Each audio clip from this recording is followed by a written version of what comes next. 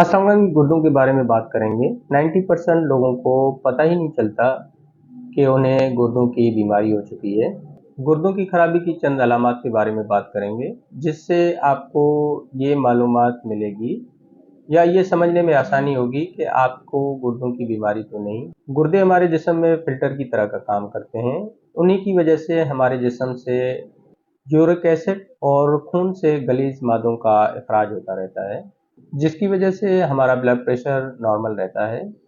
थोड़ा एहतियात करने से आप गुर्दे फेल होने के मरज़ से बच सकते हैं।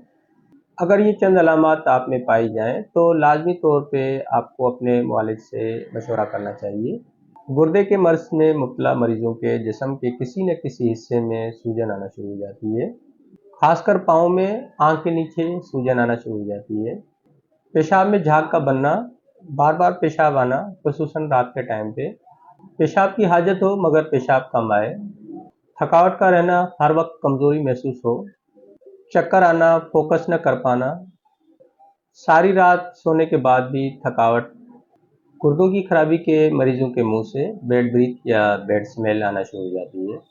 भूख कम लगना शुरू हो जाती है, मतली आना शुरू हो जाती है, सांस लेने में दिक्कत होगी, जिल्द का खुश्क होना, खारिश होना, खुजली होना शुरू हो जाती है।